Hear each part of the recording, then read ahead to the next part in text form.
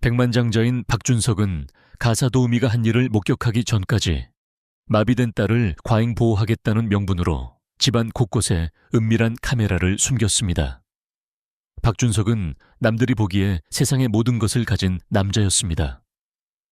서울의 가장 한적하고 고급스러운 주택가.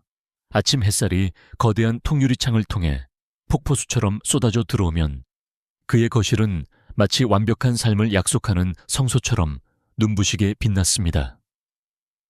그는 젊은 나이에 자수성가한 성공한 기술 기업가였고 그의 집은 모든 이들의 부러움과 질투의 대상이었습니다. 하지만 그 화려한 대리석 바닥과 높은 천장 아래 그 저택 안에는 더 이상 온기라고는 한 줌도 남아있지 않았습니다. 그곳은 집이라기보다는 화려한 무덤에 가까웠습니다. 그 운명적인 비가 억수같이 쏟아지던 밤, 견고해 보이던 모든 것이 산산조각 났습니다. 가로등조차 희미하게 깜박이던 텅 빈 도로에서 차는 빗길에 미끄러지며 통제불능 상태로 회전했습니다.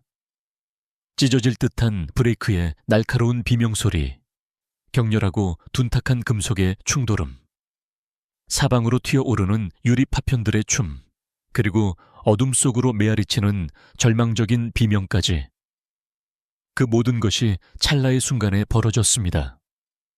자신의 목숨보다 더 사랑했던 아내 김혜진은 그 끔찍한 사고에서 살아남지 못했습니다. 그녀는 차갑고 축축한 아스팔트 위, 빗물이 피와 섞여 흐르는 현장에서 마지막 숨을 거두었습니다. 박준석은 피투성이가 된 손을 덜덜 떨며 초점을 잃은 눈으로 멍하니 길가에 얼어붙어 있었습니다. 그의 영혼이 육체를 빠져나간 사이 그들의 딸이자 생후 1년 된 하린이는 위독한 상태로 요란한 사이렌 소리와 함께 119 구급차에 실려 대학병원으로 이송되었습니다. 하린이는 기적적으로 살아남았지만 그 대가는 너무나 가혹하고 참혹했습니다.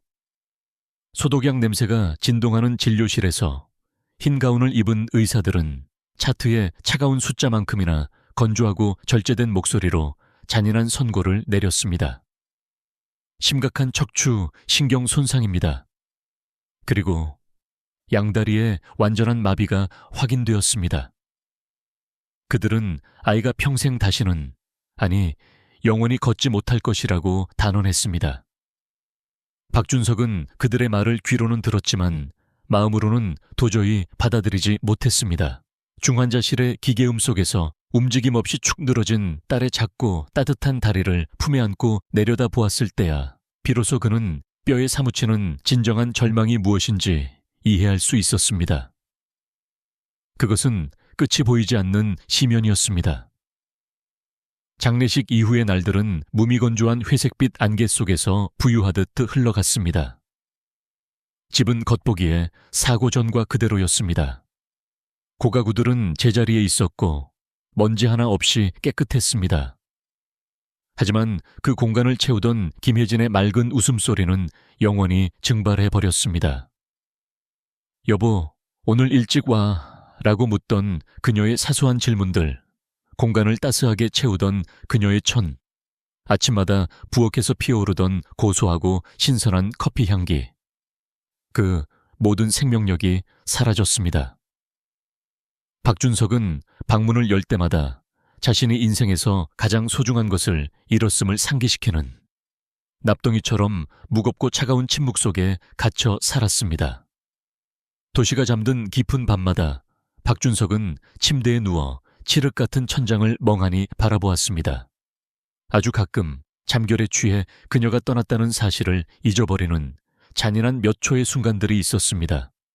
습관처럼 아내의 온기를 찾으려 이름을 부르며 침대의 빈 오른쪽으로 몸을 돌리곤 했습니다. 하지만 손끝에 닿는 것은 사람의 살결이 아닌 차갑게 식어버린 시트의 감촉뿐이었습니다.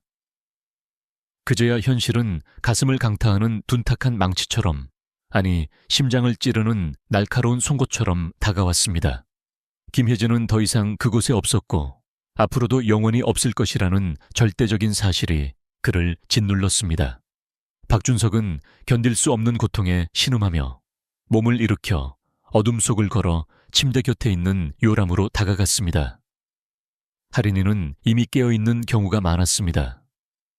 아이는 보채지도 않고 넓은 눈으로 그저 어두운 천장의 그림자를 응시하며 아비의 가슴을 미어지게 하는 깊은 침묵을 지키고 있었습니다. 아이는 좀처럼 울지 않았는데 이는 천성이 순해서가 아니라 눈물이 아무것도 바꾸지 못한다는 잔혹한 진리를 생후 1년 만에 너무 일찍 배워버린 것 같아 더욱 가슴이 아팠습니다. 그는 할인이를 조심스럽게 품에 안았습니다. 가슴에 닿는 아이의 몸은 겁이 날 정도로 가볍고 작아서 힘주어 안으면 부서질 것만 같았습니다. 그는 한때 딸에게 두발 자전거 타는 법을 가르치고 푸른 공원을 뛰어다니는 모습을 흐뭇하게 지켜보며 분비는 서울의 거리를 함께 손잡고 건너는 평범한 미래를 상상했었습니다. 하지만 이제 그 모든 장면은 결코 오지 않을 산산조각난 환상에 불과했습니다. 뒤이은 몇 주 동안 박준석은 의도적으로 외면해왔던 냉혹한 현실을 직시해야만 했습니다. 혼자서는 도저히 이 모든 것을 감당할 수 없었습니다. 쇄도하는 회사 업무와 끊임없이 울리는 전화, 잠 못 이루는 밤의 연속, 그리고 특별하고 섬세한 돌봄이 필요한 아이를 간호하는 일은 그를 육체적, 정신적 한계점까지 몰아넣었습니다. 첫 번째로 고용한 돌봄 도우미는 단 3일 만에 그만두었습니다. 그녀는 면접 때는 자신만만했지만 막상 장애 아동을 돌보는 현실에 직면하자 경험이 부족하다며 고개를 저었습니다. 그녀의 목소리는 미안함으로 가득 차 있었지만 흔들리는 눈동자는 분명히 두려움과 부담감을 말하고 있었습니다. 두 번째 도우미는 일주일 만에 갑작스러운 가족의 비상사태를 핑계로 도망치듯 떠났습니다. 세 번째 도우미는 작별 인사조차 없었습니다. 어느 날 퇴근해보니 주방 식탁 위에 죄송합니다, 못하겠어요 라고 적힌 짧은 메모 한 장만을 남긴 채 증발해 버렸습니다. 누군가 떠날 때마다 박준석은 가슴의 살점이 하나씩 도려내지는 듯한 패배감과 버려진 느낌을 맛보았습니다. 그는 그들을 탓할 수만은 없었습니다. 이 책임감이 얼마나 압도적인 무게인지 아이의 아빠인 자신조차 버거워하고 있었기 때문입니다. 할인이를 돌보는 것은 단순히 기저귀를 갈거나 죽을 먹이는 육체노동의 문제가 아니었습니다. 그것은 끝없는 인내심을 요구하는 감정노동이었으며 자신의 사소한 결정이나 부주의가 아이의 남은 불투명한 미래를 결정짓을 수도 있다는 무거운 압박감을 견뎌야 하는 고통스러운 과정이었습니다. 어떤 아침 박준석은 텅 빈 주방에 홀로 서서 할인이의 빈 식탁 의자를 바라보며 또 다른 구인 광고를 올려야 한다는 사실에 가슴이 내려앉았습니다. 그는 점차 세상의 모든 사람을 불신하기 시작했습니다. 집에 면접을 보러 오는 낯선 얼굴들을 마주할 때마다 온몸의 근육이 방어적으로 긴장되었습니다. 그들이 진심으로 내 딸을 아끼는 것일까? 아니면 그저 높은 급여를 노리고 잠시 머물다 갈 사람들일까? 의심은 꼬리에 꼬리를 물고 이어져 그를 괴롭혔습니다. 박준석의 가장 큰 두려움은 자신의 피로가 아니었습니다. 그것은 할인이를 잘못된 사람, 부주의한 사람, 혹은 학대할지도 모르는 사람에게 맡기는 것이었습니다. 할인이는 자신을 방어하기엔 너무나 어리고 연약했습니다. 아내 김혜진을 잃은 후 박준석은 더 이상 그 무엇도 누구도 잃는 것을 견딜 수 없는 강박적인 공포에 시달렸습니다. 이러한 극심한 피로와 의심, 그리고 절망에 가까운 상태에서도 박준석은 멈추지 않고 사람을 찾았습니다. 완벽한 적임자를 찾을 것이라는 희망 때문이 아니라 그에게는 다른 선택지가 존재하지 않았기 때문입니다. 그에게는 누군가의 도움이 절실했고 할인이에게도 생존을 위해 타인의 손길이 필요했습니다. 그는 단 한 번의 구인 광고가 다가올 그들 모두의 삶에 완전히 새로운 장을 열어줄 것이라고는 상상조차 하지 못했습니다. 박준석이 또 다른 면접에 대한 기대를 거의 포기하고 체념하고 있을 무렵 어느 조용한 평일 아침에 이서연이 나타났습니다. 초인종이 약속된 시간에 정확히 단 1분의 오차도 없이 울렸습니다. 박준석은 무거운 몸을 일으켜 익숙한 경계심을 품고 문을 열었으며 마음속으로는 또 한 번의 실망과 거절을 준비하고 있었습니다. 그의 앞에 서 있는 젊은 여성은 갓 20대를 넘긴 것처럼 앳되어 보였습니다. 이서연은 색이 바랜 낡은 청바지와 깔끔하게 다려진 하지만 저렴해 보이는 밝은색 셔츠를 입고 있었고 짙은 갈색 머리는 목덜미에서 단정하게 하나로 묶여 있었습니다. 화려함이나 세련됨과는 거리가 멀었지만 그녀에게서는 서두르거나 지나치게 긴장한 기색이 전혀 느껴지지 않았습니다. 그녀의 시선은 차분하면서도 나이답지 않게 이상할 정도로 깊고 확고했습니다. 그것은 고통을 겪어본 사람만이 가질 수 있는 눈빛이었습니다. 구인 광고를 보고 왔습니다. 이서연은 부드럽지만 심지가 굳은 목소리로 말했습니다. 가사와 육아 모두 제가 맡고 싶습니다. 박준석은 그녀를 안으로 들였습니다. 그는 거실 소파에 앉아 단 하나의 세부 사항도 숨기지 않고 냉정할 정도로 정직하게 모든 상황을 설명했습니다. 할인이는 양다리가 마비되었다는 점, 24시간 지속적인 보살핌과 강인한 인내심이 필요하다는 점, 그리고 쉽게 포기하는 사람은 절대 필요 없다는 점을 강조했습니다. 그는 이 설명을 지난 몇 주간 수없이 반복해왔고 그때마다 상대방의 눈동자가 흔들리거나 끝내 주저하는 모습을 지켜봐야 했습니다. 하지만 이서연은 달랐습니다. 그녀는 말을 끊지 않았습니다. 무릎 위에 거친 두 손을 단정히 모은 채 박준석의 입에서 나오는 모든 단어가 세상에서 가장 중요한 이야기인 것처럼 조용히 그리고 깊이 경청했습니다. 박준석이 긴 설명을 마쳤을 때 그녀는 급여나 휴무일에 대해 묻지 않았습니다. 대신 단 한 가지 질문만 던졌습니다.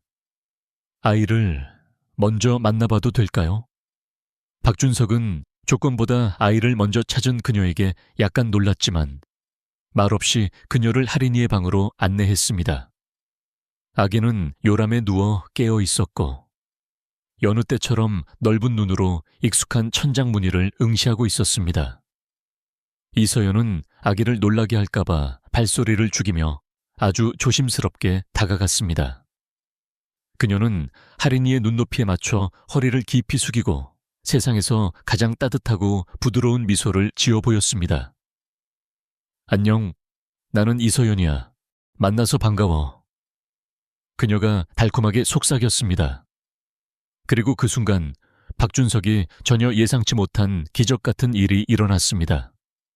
할인이는 몇 초 동안 낯선 이서연의 얼굴을 빤히 살피더니 굳게 닫혀있던 작은 입술을 위로 끌어올렸습니다. 그것은 무의식적인 근육의 반사작용이 아니었습니다. 그것은 분명한 감정이 담긴 진짜 미소였습니다. 문가에 서 있던 박준석은 그들 뒤에서 얼어붙었고 가슴 한구석이 옥죄어 왔습니다. 딸이 자신 외에 다른 누군가에게 그렇게 환하게 경계심 없이 웃어주는 것을 본 지가 언제였는지 기억조차 나지 않았습니다. 이서연은 할인이에게서 눈을 떼지 않은 채 차분함을 유지하며 박준석을 돌아보았습니다. 허락해 주신다면 제가 이 일을 맡겠습니다. 아이와 잘 지낼 수 있을 것 같습니다. 박준석은 잠시라도 망설이면 눈앞에 이 연약하고 귀한 순간이 신기루처럼 사라질까봐 거의 반사적으로 대답했습니다. 언제부터 시작하실 수 있습니까? 이서연이 면접을 마치고 떠나자 집은 다시 무거운 정막 속으로 가라앉았습니다. 하지만 아주 오랜만에 박준석은 그 침묵의 질감이 미묘하게 변했음을 감지했습니다. 아직 희망이라고 부르기엔 일렀지만 더 이상 숨막히는 순수한 절망도 아니었습니다. 공기의 흐름이 아주 조금 바뀐 것 같았습니다. 그날 밤 박준석은 도저히 잠을 이룰 수 없었습니다. 그는 침대에 누워 칠흑 같은 어둠 속에서 거대한 저택 내부의 모든 미세한 소리에 귀를 기울였습니다.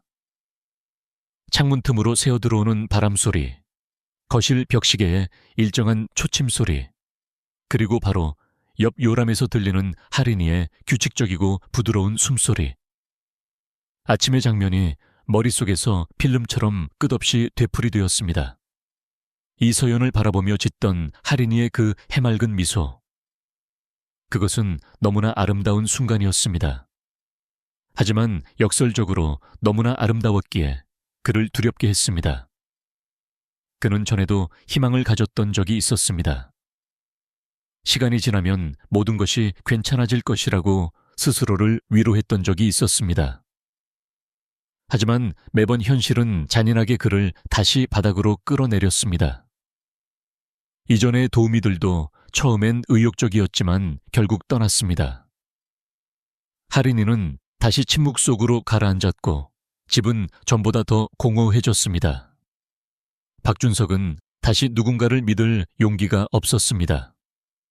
특히 자신의 인생에서 유일하게 남은 소중한 존재인 딸이 이제 막 알게 된 타인의 손에 전적으로 맡겨졌다는 사실이 그를 불안하게 했습니다. 이서연에게는 분명 무언가 다른 점이 있었습니다. 할인이를 바라보는 그 따스한 눈빛, 아이의 장애에 대해 듣고도 전혀 동요하지 않던 태도. 그녀의 그 지나친 차분함은 박준석을 안심시키는 대신 오히려 병적인 의구심을 키웠습니다. 내가 무언가 놓치고 있는 것은 아닐까? 아니면 기적을 바라는 내 간절함이 눈을 멀게 하여 보고 싶은 것만 보고 있는 것은 아닐까? 새벽 3시경 박준석은 갑작스러운 충동에 침대에서 일어났습니다. 그는 거실로 나가 어스름한 스탠드 불빛 아래 노트북을 열었습니다.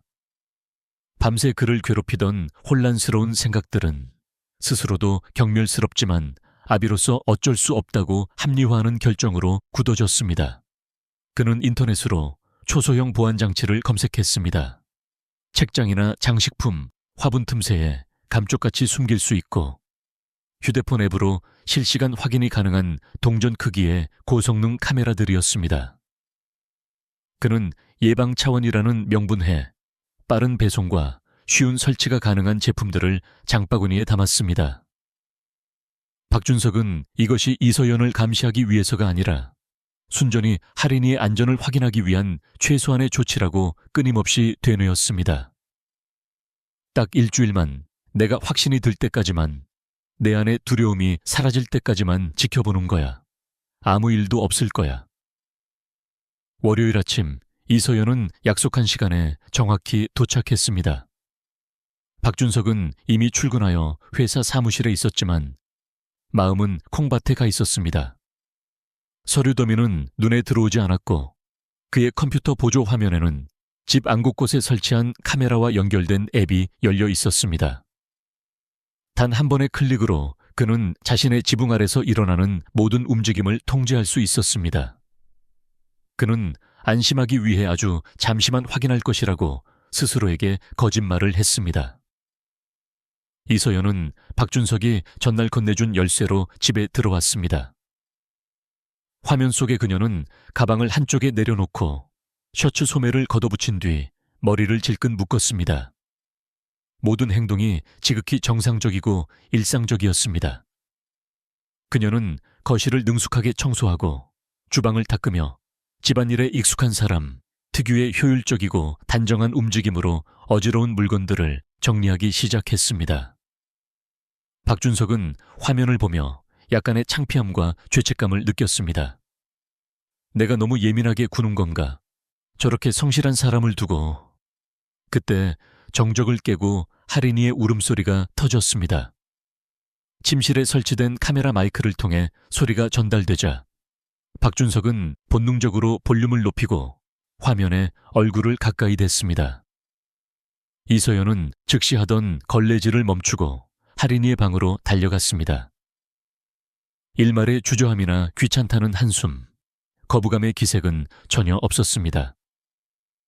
마치 우는 아이에게 달려가는 것이 세상에서 가장 당연한 자연의 섭리인 듯한 반응이었습니다. 이서연은 할인이를 조심스럽게 들어올리고 기저귀를 확인한 뒤 부드러우면서도 몹시 숙련된 손길로 옷을 갈아입혔습니다. 박준석은 매의 눈으로 화면을 응시하며 그녀의 손길이 거칠지는 않은지 표정이 변하지는 않는지 살폈습니다.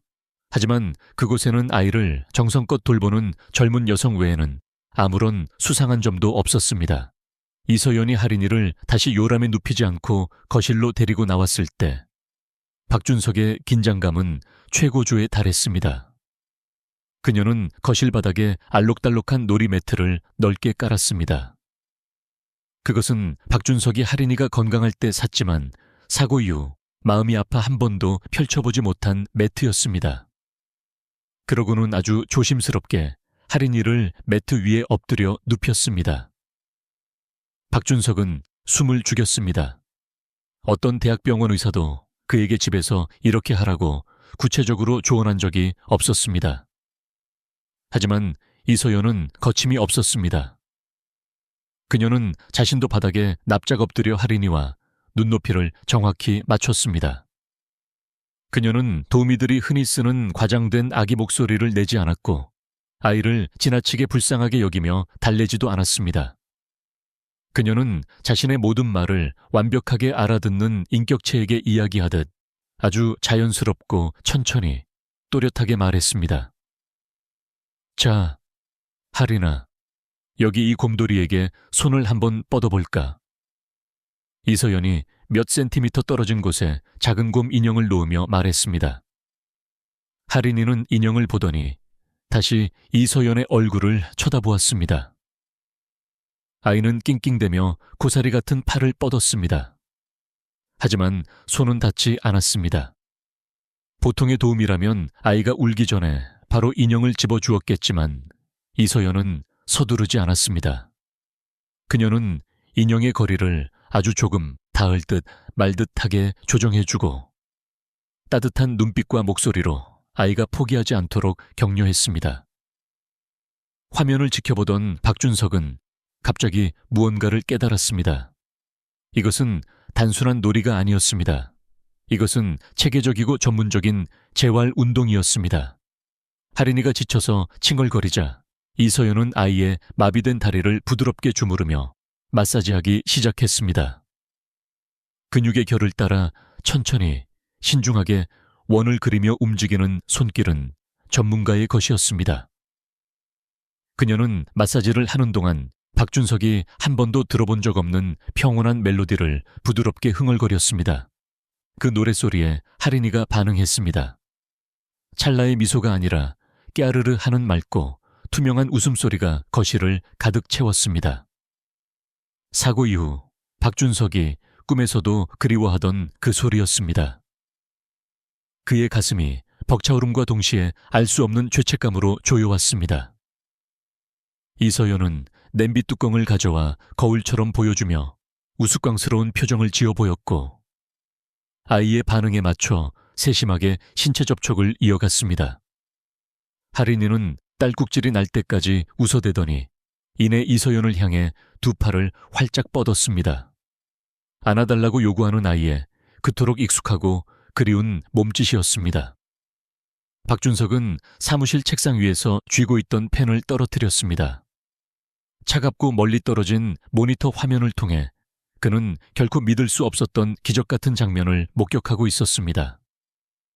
이것은 단지 돈을 받고 자신의 일을 수행하는 고용인의 모습이 아니었습니다.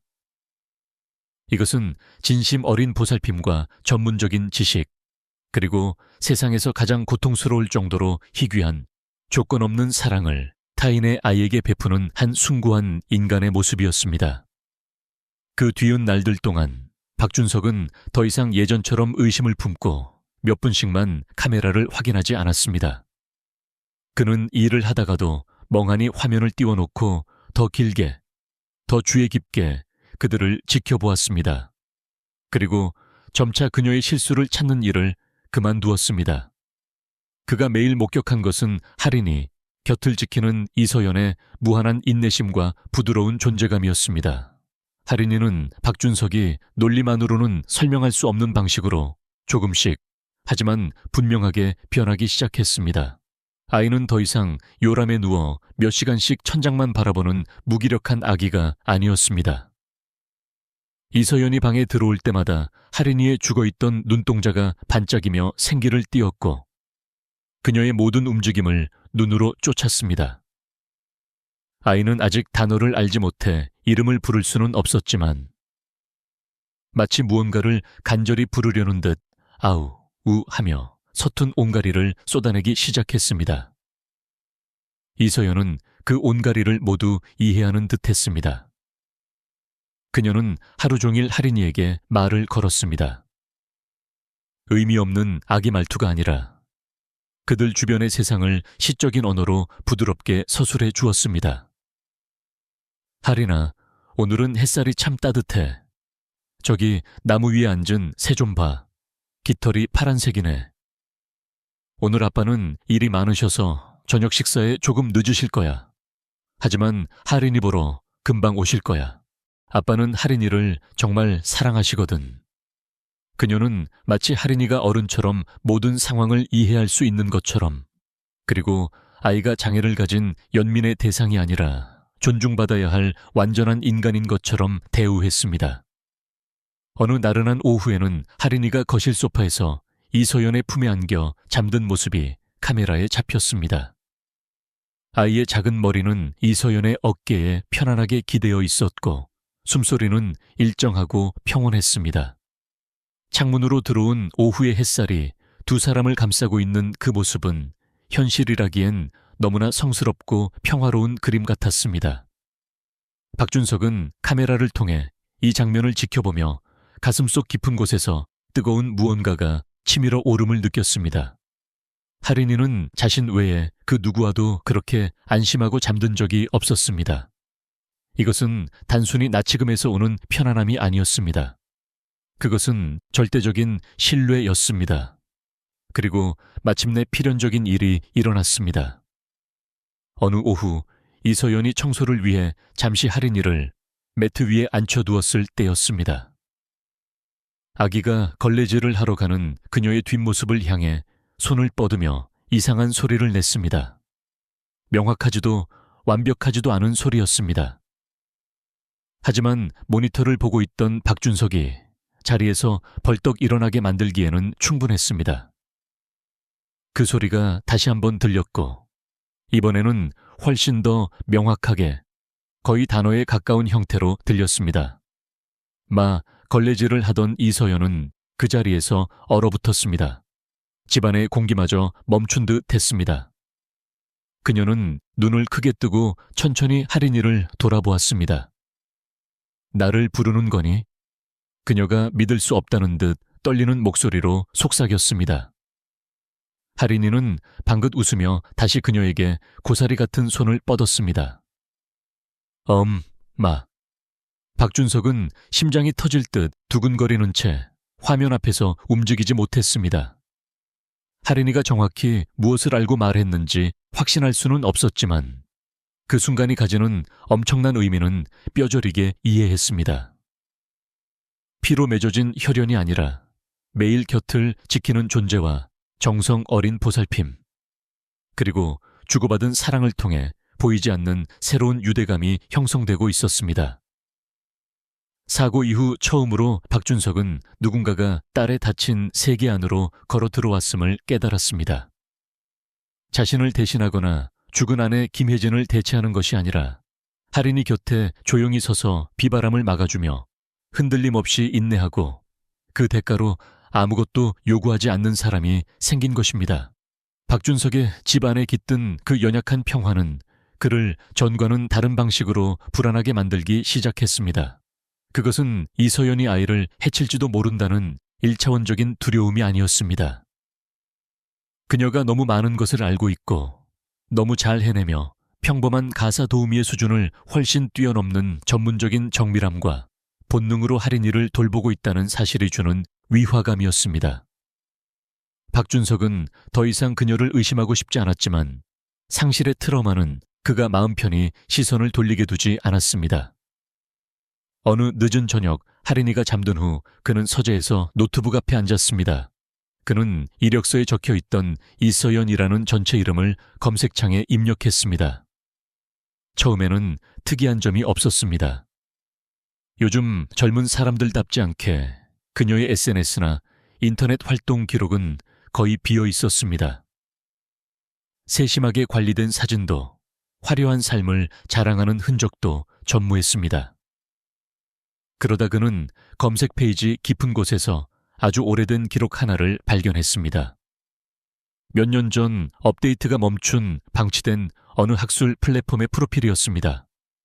이서연이라는 이름 뒤에 박준석의 숨을 멈추게 하는 단어들이 나열되어 있었습니다. 오호대학교 재활치료학과 학생, 소아운동장애 및 재활에 관한 연구 논문 참여. 기록은 그녀의 졸업반인 마지막 학년에 갑자기 뚝 끊겨 있었습니다. 박준석은 오랫동안 어두운 서재에 침묵 속에 앉아 있었습니다. 머릿속에서 흩어져 있던 퍼즐 조각들이 논리적이면서도 고통스러울 정도로 명확하게 맞아떨어지기 시작했습니다. 그녀의 능숙한 마사지, 전문적인 놀이 방식, 장애에 대한 두려움 없는 태도, 모든 것이 설명되었습니다. 그녀는 단순한 도우미가 아니었습니다. 그녀는 전문가였고 상처 입은 치유자였습니다. 다음 날 그는 평소보다 훨씬 일찍 집에 왔습니다. 거실에 들어서자 이서연은 소파에 앉아 있었고 하린이는 그녀의 품에서 곤히 잠들어 있었습니다. 아이의 작은 손가락은 마치 잠결에도 그녀가 떠날까 두려운 듯 이서연의 셔츠 자락을 꽉 움켜쥐고 있었습니다. 그 애처롭고도 아름다운 광경에 박준석은 잠시 입을 다물었습니다. 하지만 이내 결심한 듯 입을 열었습니다. 서연 씨, 박준석이 부드럽게 하지만 진지하게 불렀습니다. 저와 이야기 좀 합시다. 그녀는 고개를 들어 그를 보았습니다. 단 한 번의 시선 교환으로 충분했습니다. 그녀는 박준석이 무언가를 알았다는 것을 직감했습니다. 그녀의 얼굴에서 순식간에 핏기가 가셨고 입술은 굳게 다물어졌습니다. 박준석은 질문을 빙빙 돌리지 않았습니다. 왜 재활치료를 전공했다는 사실을 면접 때 언급하지 않았습니까? 왜 숨기셨습니까? 이서연은 고개를 깊이 숙였습니다. 거실에는 길고 숨막히는 침묵만이 감돌았습니다. 그리고 잠시 후 그녀의 눈에서 눈물이 소리 없이 어떤 변명이나 극적인 기색도 없이 툭 떨어졌습니다. 그녀는 기억 저편 깊은 곳에 묻어두었던 단어들을 하나씩 힘겹게 끄집어내듯 낮고 갈라진 목소리로 입을 열었습니다. 그녀의 부모님은 끔찍한 강도 사건으로 하루아침에 세상을 떠났습니다. 예고도 없었고 작별 인사를 할 기회조차 주어지지 않았습니다. 이서연은 생계를 유지하고 살아남기 위해 학업을 중단해야 했습니다. 하지만 학교를 그만둔 더 깊은 진짜 이유는 그녀의 남동생 이민재 때문이라고 고백했습니다. 민재는 태어날 때부터 심각한 운동장애를 가지고 있었습니다.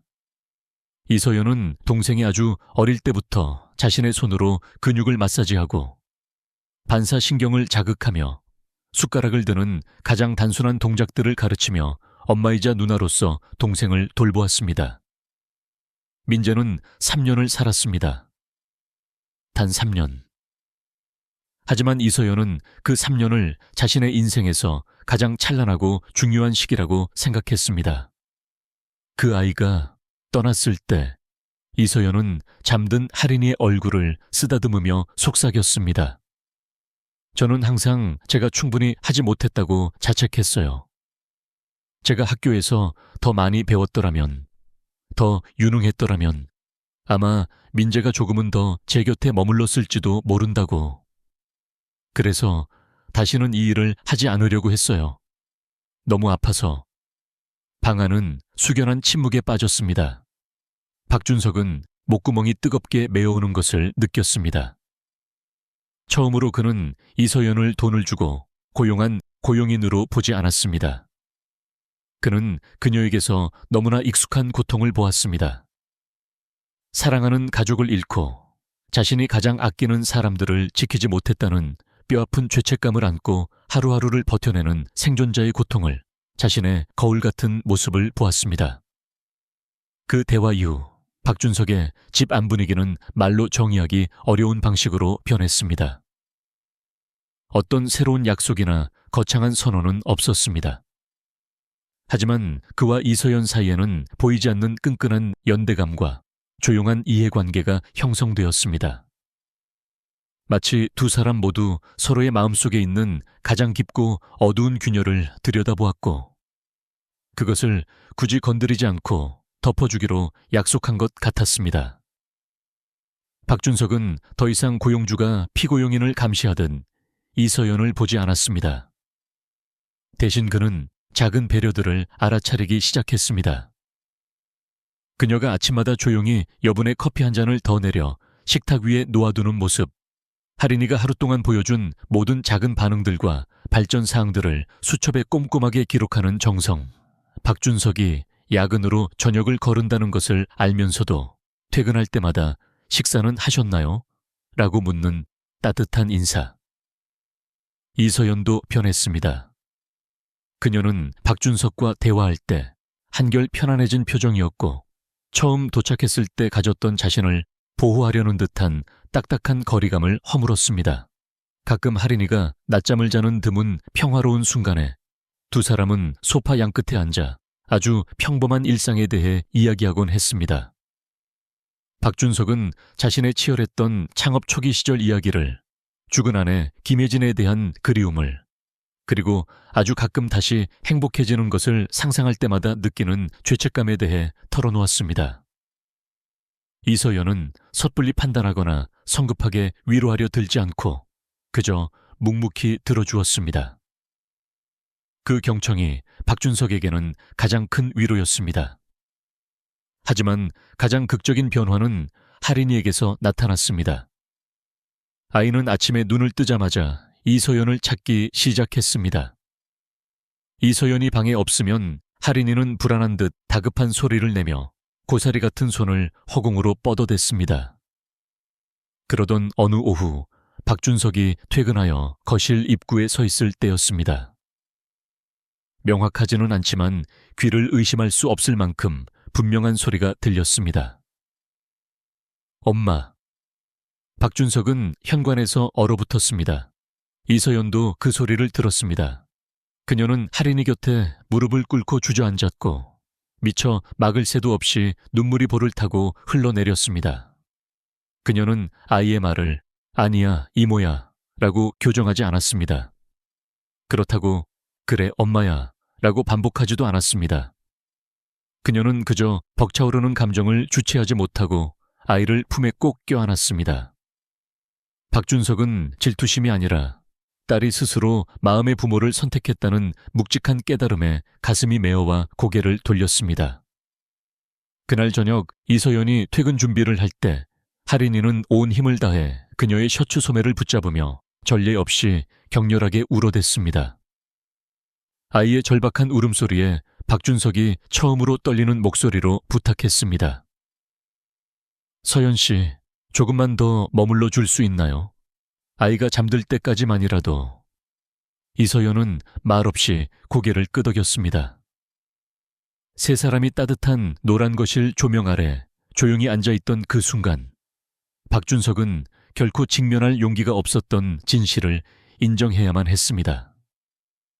그가 이서연에게 느끼는 감정은 더 이상 단순한 고마움이나 유능한 직원에 대한 존경이 아니었습니다. 그것은 아주 조용하고 두렵지만 그가 세운 인생 계획에는 없었던 사랑이라는 감정이었습니다. 다음 날 오후 예고 없는 소나기가 갑자기 쏟아졌습니다. 박준석은 평소보다 일찍 집에 돌아왔습니다. 업무가 일찍 끝나서가 아니라 하루 종일 무언가 나쁜 일이 벌어질 것만 같은 이름 모를 불안감이 가슴속을 맴돌았기 때문입니다. 현관문을 열자 집은 이상할 정도로 조용했습니다. 빗소리만이 창문을 때리고 있었습니다. 할인이는 방에서 낮잠을 자고 있는 듯 했습니다. 하지만 이서연은 주방에도 거실에도 없었습니다. 박준석은 복도 끝 화장실 쪽에서 들려오는 억눌린 흐느낌 소리를 들었습니다. 그는 숨을 죽이고 화장실 문 앞에 멈춰 섰습니다. 문은 살짝 열려 있었습니다. 서연 씨, 그가 부드럽게 불렀지만 대답은 없었습니다. 불길한 예감에 문을 조심스럽게 밀어 열었을 때 눈앞의 광경에 심장이 발끝까지 곤두박질 쳤습니다. 이서연은 세면대에 위태롭게 기대어 서 있었고 얼굴은 백지장처럼 창백했습니다. 그녀의 떨리는 손은 작은 검은 물체를 부서질 듯 꽉 쥐고 있었습니다. 카메라. 그가 책장 틈새, 먼지가 잘 쌓이지 않는 곳에 교묘하게 설치했던 그 카메라 중 하나였습니다. 그녀가 청소를 하다가 우연히 발견한 것이 분명했습니다. 이서연은 천천히 고개를 들어 그를 보았습니다. 그녀의 눈에는 충격이나 슬픔보다 더 깊은 배신감과 억눌린 분노가 담겨 있었습니다. 무엇을 한 건가요? 그녀의 목소리는 낮았지만 면도날처럼 날카롭게 박준석의 폐부를 찔렀습니다. 박준석은 목이 타들어가는 것 같았습니다. 서연 씨, 제발 설명할 기회를 주세요. 무엇을 설명하나요? 그녀가 카메라를 들어 올리며 말을 날카롭게 끊었습니다. 왜 나를 몰래 지켜보고 있었는지, 왜 내가 당신의 아이를 안고 기저귀를 갈고 당신에게 내 가장 아픈 과거를 공유하는 동안 당신은 나를 화면을 통해 관찰하고 있었는지 설명해 보라고요. 박준석은 변명을 하려 한 걸음 다가갔다가 멈췄습니다. 자신이 서 있을 도덕적 명분이 더 이상 존재하지 않음을 깨달았습니다. 그저 할인이가 안전한지 확인하고 싶었을 뿐입니다. 박준석은 갈라지는 목소리로 겨우 내뱉었습니다. 두려웠습니다. 또다시 이럴까봐. 제가 두려웠나요? 이서연은 금방이라도 부서질 듯한 차가운 웃음을 터뜨렸습니다. 아니면 제가 당신의 신뢰를 받을 자격이 없다는 게 두려웠던 건가요?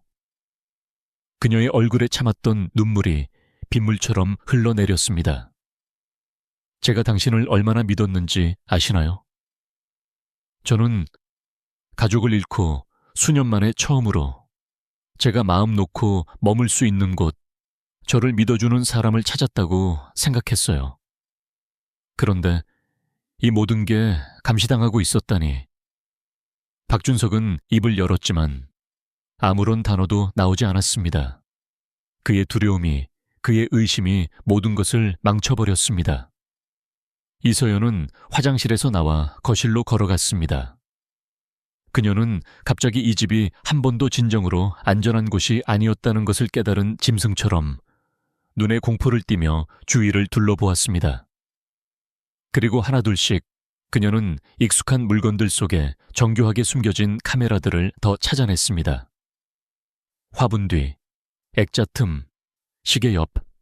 박준석이 당황하여 할인이의 방으로 따라 들어갔을 때 이서연은 이미 그곳에 있었습니다. 밖의 소란 때문에 잠에서 깬 할인이는 울고 있었습니다. 가방을 들고 서 있는 이서연을 보자 아이의 얼굴에 본능적인 공포가 퍼졌습니다. 아이는 입에서 부서진 소리를 쏟아내며 필사적으로 손을 뻗었습니다. 아. 이서연은 무릎을 꿇고 주저앉아 할인이를 품에 와락 안았습니다. 아이의 머리카락은 순식간에 그녀의 눈물로 젖어들었습니다. 미안해, 할인아. 정말 미안해. 내가 지켜주지 못해서 미안해. 그녀가 끊어질 듯 속삭였습니다. 그러고는 힘겹게 일어나 박준석을 향해 돌아섰습니다. 저는 아이를 사랑하고 당신도 사랑했어요. 하지만 나를 진심으로 믿지 않는 사람, 나를 잠재적 범죄자 취급하는 사람과는 단 1분도 함께 있을 수 없어요. 부드러운 소리와 함께 이서연 뒤로 현관문이 닫혔습니다. 하지만 박준석에게 그 소리는 무언가 완전히 산산조각 나는 굉음처럼 들렸습니다. 신뢰, 사랑, 그리고 이제 막 움트기 시작했던 작은 가족을 구할 유일한 기회가 영원히 깨지는 소리였습니다.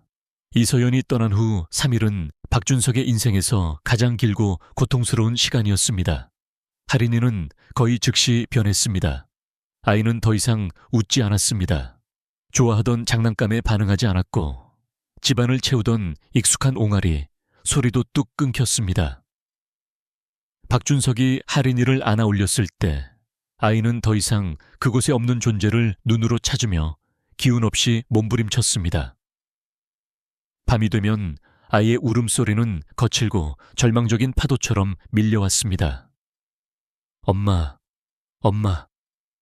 그 소리가 아이의 입술을 떠날 때마다 박준석은 심장이 맷돌에 짓눌리는 기분이었습니다.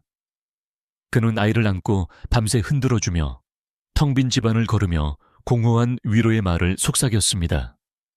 하지만 할인이에게 필요한 것은 그런 서툰 아빠가 아니었습니다. 아이에게는 이서연이 필요했습니다.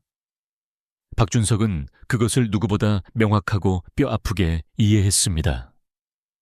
그는 급하게 다른 사람을 고용하려고 시도했습니다. 하지만 새로운 도우미는 단 몇 시간밖에 버티지 못했습니다. 할인이는 완전히 탈진할 때까지 울다가 벽으로 얼굴을 돌리고 모든 접촉과 식사를 거부했습니다. 두 번째 도우미는 아이를 들어 올릴 수도 없었습니다. 할인이는 자신을 보호하려는 듯 몸을 웅크리며 자지러지게 비명을 질렀습니다. 박준석은 결국 그들을 돌려보낼 수밖에 없었습니다. 누구도 이서연을 대신할 수 없었습니다. 세상 그 누구도. 박준석의 회사 업무는 손가락 사이로 모래처럼 빠져나갔습니다. 그는 사무실에 늦게 도착하고 일찍 떠났으며 중요한 회의 중에는 머릿속이 백지 상태가 되어 멍하니 앉아있기 일쑤였습니다. 수백억짜리 계약들이 지연되었습니다. 동료들은 처음엔 걱정스러운 눈으로 그를 바라보다가 점차 실망의 눈빛으로 바뀌었습니다. 하지만 박준석은 더 이상 회사의 평판 따위를 신경 쓸 기력이 없었습니다. 할인이 이외의 모든 것은 무의미해졌습니다. 밤에 할인이가 마침내 울다 지쳐 잠들면 박준석은 어두운 거실 소파에 홀로 앉았습니다. 그는 휴대폰을 열어 예전 녹화 영상을 다시 돌려보았습니다. 할인이를 보며 환하게 웃는 이서연, 부드럽게 콧노래를 부르는 이서연, 할인이가 장난감에 손을 뻗을 때까지 무한한 사랑으로 기다려주는 이서연. 모든 행복했던 장면이 날카로운 칼이 되어 그의 가슴을 찔렀습니다. 그는 잔인한 진실을 깨달았습니다. 이 가족을 파괴한 것은 이서연이 아니었습니다. 과거의 상처와 두려움 때문에 눈앞에 선한 사람을 믿지 못한 그 자신이었습니다. 박준석은 카메라가 자신에게 통제권을 줄 것이라 믿었습니다. 하지만 카메라가 드러낸 것은 그가 직면하기 너무 두려워했던 진실뿐이었습니다.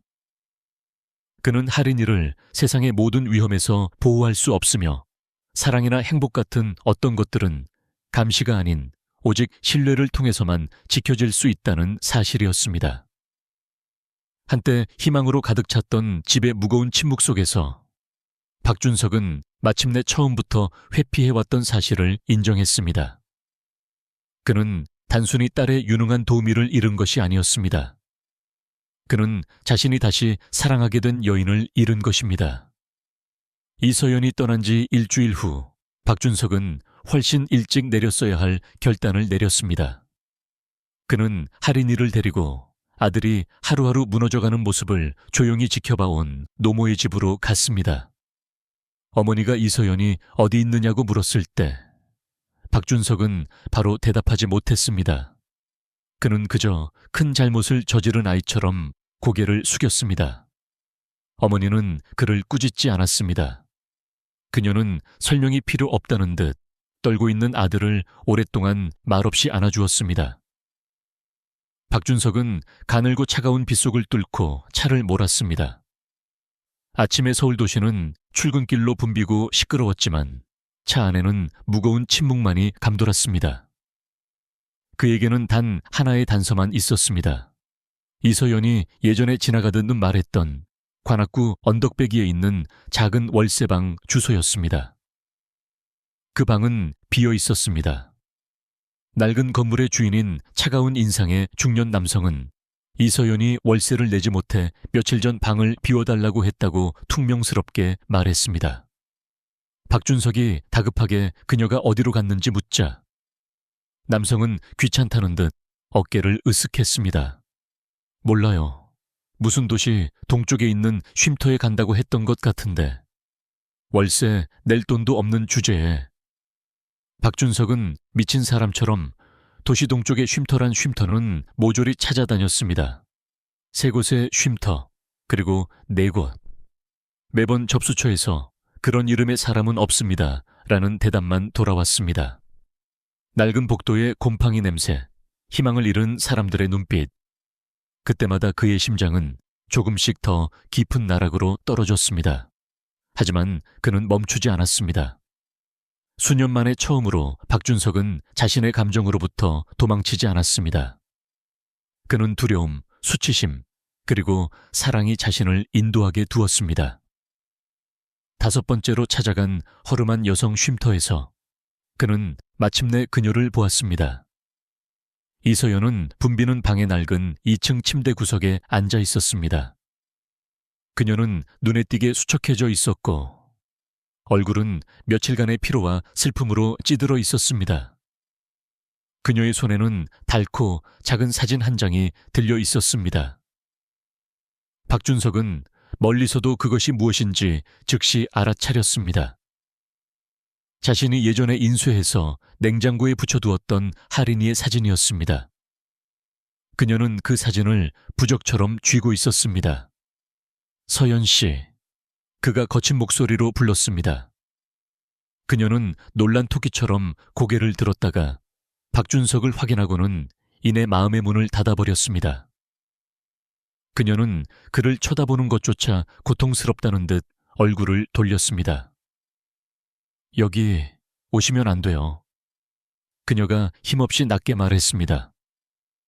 박준석은 주위 사람들의 호기심 어린 시선을 무시한 채 그녀에게 다가가 차가운 바닥에 무릎을 꿇었습니다. 그의 고급 양복 바지가 더러운 바닥에 닿았지만 그는 신경 쓰지 않았습니다. 하린이가 먹지도 않고 잠도 자지 않습니다. 매일 밤 서연 씨만 찾으며 울고 있어요. 그는 마른 침을 삼켰습니다. 목소리가 떨려왔습니다. 그리고 저도 그렇습니다. 저도 당신이 없이는 살 수가 없습니다. 이서연은 어깨를 떨었습니다. 당신은 저를 믿지 않았잖아요. 저를 감시했잖아요. 제가 어떻게 다시 당신을 믿을 수 있겠어요? 제가 틀렸습니다. 박준석이 갈라지는 목소리로 절규하듯 말했습니다. 카메라는 보호장치가 아니라 저의 어리석은 두려움이었습니다. 하지만 역설적이게도 그 카메라는 당신이 내 인생과 내 딸의 인생에 찾아온 가장 소중한 존재라는 진실도 보여주었습니다. 당신이 얼마나 헌신적인지, 얼마나 사랑이 많은 사람인지. 이서연은 고개를 숙였고 두 손을 하얗게 질릴 정도로 꽉 맞잡았습니다. 뜨거운 눈물이 그녀의 손등 위로 뚝뚝 떨어졌습니다. 그게 어떤 기분인지 아시나요? 그녀가 물기 어린 목소리로 물었습니다. 마침내 안전한 곳을 찾았다고, 가족 같은 사람들을 만났다고 생각했는데 자신이 범죄자처럼 감시당하고 있었다는 것을 깨닫는 기분을요. 세상이 무너지는 것 같았어요. 박준석은 비통한 표정으로 고개를 끄덕였습니다. 압니다. 감히 짐작조차 할 수 없을 만큼 아프셨을 겁니다. 그리고 당장 용서받기를 기대하지도 않습니다. 다만 한 가지만 알아주었으면 합니다. 그는 붉게 충혈되었지만 그 어느 때보다 확고한 눈으로 그녀를 올려다보았습니다. 하린이는 당신이 필요할 뿐만 아니라 당신을 사랑합니다. 엄마로서요. 그리고 저도 그렇습니다. 이서연은 공기 자체가 너무 무거운 듯 숨을 크게 들이켰습니다. 저를 사랑하신다고요? 그녀는 믿기지 않는다는 듯 작은 목소리로 속삭였습니다. 사랑합니다. 박준석이 확신에 차서 말했습니다. 당신이 할인이를 얼마나 잘 돌보는지, 얼마나 유능한지 때문이 아닙니다. 당신이라는 사람 그 자체 때문입니다. 당신은 가진 것 하나 없지만 모든 것에 정직하고 진실한 모습으로 저와 제 딸의 삶에 걸어 들어왔습니다. 그리고 바보 같은 제가 그것을 의심하고 파괴했습니다. 제발 다시 기회를 주십시오. 이서연은 젖은 눈으로 그를 바라보았습니다. 그녀의 눈에는 이미 인생에서 너무 많은 것을 잃어본 사람, 특유의 익숙한 두려움이 서려 있었습니다. 저는 아무것도 없어요, 준석 씨. 그녀가 애원하듯 말했습니다. 가족도, 번듯한 학위도, 확실한 미래도 없어요. 저는 쉼터에서 지내는 사람이에요. 당신이 사는 그 화려한 세상에 속해본 적이 없어요. 우리는 너무 달라요. 박준석은 고개를 세차게 저으며 그녀의 차가운 손을 잡았습니다. 틀렸습니다. 가족은 어디서 왔느냐가 아니라 어디에 머물기로 선택했느냐의 문제입니다. 그리고 할인이는 당신을 선택했습니다. 그의 목소리가 울먹임으로 떨렸습니다. 아이는 매일 밤 당신을 찾아요. 아이에게는 당신을 대체할 다른 유능한 전문가가 필요한 게 아닙니다. 할인이는 서연 씨, 당신이 필요한 겁니다. 그리고 저도 당신이 필요합니다. 그 순간 이서연이 자신의 상처 입은 마음 주위에 쌓아 올렸던 마지막 방어벽이 무너져 내렸습니다. 그녀는 더 이상 감정을 억제하지 못하고 무방비하게 오열을 터뜨렸습니다. 박준석은 주저하지 않고 그녀를 품에 와락 안았습니다. 그녀를 꽉 잡고 놓아주면 연기처럼 사라질까봐 두려운 듯 떨고 있었습니다. 쉼터의 낡은 공기 속에서 두 사람은 서로의 천을 통해 위로받았습니다. 저도 당신을 사랑해요. 이서연이 그의 가슴에 얼굴을 묻고 울음 섞인 목소리로 고백했습니다. 그리고 그게 바로 제가 가장 무서워하는 일이에요. 또 잃을까봐. 행복해지는 게 너무 두려워요. 박준석은 자신의 이마를 그녀의 이마에 맞대고 흐르는 눈물을 닦아주며 그녀의 입술에 부드럽게 입을 맞췄습니다. 다시는 잃지 않게 할 겁니다. 제 목숨을 걸고 약속합니다. 이서연은 그날 저녁 박준석의 차를 타고 집으로 돌아갔습니다. 현관문이 열리고 그들이 들어섰을 때 할인이는 거실에서 할머니의 품에 안겨 있었습니다.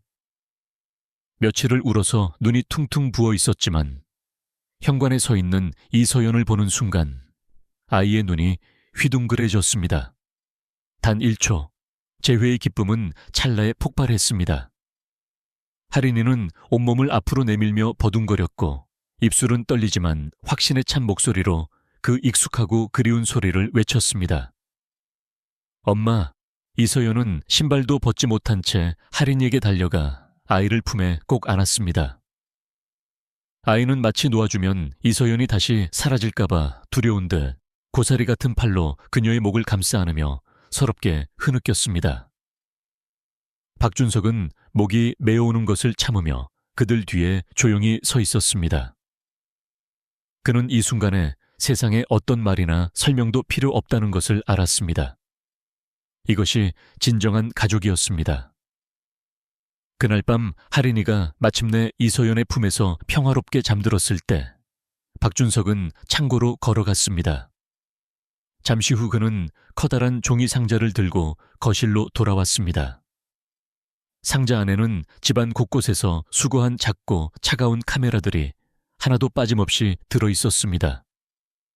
각각의 카메라는 그가 자신의 삶을 통제하기 위해 사용했던, 하지만 결국 자신을 가두었던 두려움을 상징했습니다. 박준석은 상자를 거실 탁자 위에 내려놓고 이서연을 향해 돌아섰습니다. 더 이상 이 일을 혼자 하고 싶지 않습니다. 그가 부드럽게 말했습니다. 이서연은 앞에 놓인 침묵하는 기계 장치들을 바라보았습니다. 그리고 천천히 고개를 끄덕였습니다. 박준석은 공구함에서 묵직한 망치를 꺼내 이서연에게 먼저 건넸습니다. 그녀는 잠시 망설이다가 결심한 듯 망치 손잡이를 꽉 쥐었습니다. 쾅! 첫 번째 타격음이 거실에 날카롭고 단호하게 울려 퍼졌습니다. 검은 플라스틱이 산산조각 났고 내부의 금속 부품들이 휘어졌습니다. 그것은 단순히 기계를 부수는 소리가 아니라 과거의 상처와 불신을 단절하는 결단력 있는 소리였습니다. 그들은 차례를 바꾸었습니다. 하나씩 집요하게 카메라들이 파괴되었습니다. 매 타격은 서로에게 하는 무언의 약속이었습니다. 더 이상의 감시는 없다. 더 이상의 의심은 없다. 더 이상의 비밀은 없다. 마지막 카메라가 완전히 조각나 바닥에 흩어졌을 때 박준석은 수년 만에 처음으로 폐 깊숙한 곳까지 진정으로 숨을 쉴 수 있는 것처럼 긴 숨을 내뱉었습니다. 그는 땀에 젖어 있지만 빛나는 눈으로 이서연을 돌아보았습니다. 이제 끝났습니다. 그는 홀가분한 목소리로 말했습니다. 이제부터 이 집에는 오직 신뢰뿐입니다. 이서연은 다가와 그의 뺨에 따뜻한 손을 얹었습니다. 그리고 진실도요. 그녀가 미소 지으며 대답했습니다. 한때 두려움과 의심이 유령처럼 출몰하던 집 위에 새로운 토대가 놓였습니다. 어느 조용한 저녁, 할인이가 깊이 잠든 후 박준석은 거실에서 이서연 앞에 한쪽 무릎을 꿇었습니다. 따뜻한 노란 스탠드 불빛이 수개월 전 카메라를 부술 때 바닥에 남은 작은 긁힌 자국들 위로 떨어졌습니다. 화려한 꽃다발도 영화 같은 거창한 연설도 없었습니다. 오직 정직한 한 문장뿐이었습니다. 우리는 마음으로 이미 가족이지만 매일 아침 공식적으로 당신을 선택하고 싶습니다. 저와 결혼해 주시겠습니까? 이서연은 눈물을 흘리며 고개를 끄덕였습니다. 그들은 호텔에서 성대한 결혼식을 올리지 않았습니다. 대신 가까운 지인들만 모인 작은 예식장에서 꽃이 깔린 통로를 할인이가 보조기구에 의지해 다리를 떨면서도 자랑스럽게 스스로 몇 걸음 내딛는 기적 같은 장면을 연출했습니다. 그 자리에 있던 누구도 흐르는 눈물을 참지 못했습니다. 시간이 흘렀습니다. 한때 냉기만 감돌던 박준석의 집에는 이제 웃음소리가 넘쳐났습니다. 할인이는 건강하게 자라며 재활치료를 계속했고 비록 휠체어를 타야 했지만 다른 아이들처럼 학교에 다니며 평범하고 행복하게 살아갔습니다. 이서연은 박준석의 후원으로 할인이와 그리고 하늘에 있는 동생, 이민자애 같은 아이들을 돕는 작은 소아 재활센터를 열었습니다. 박준석은 회사 업무를 대폭 줄이고 가족과 함께하는 시간에 더 많이 투자하기로 선택했습니다.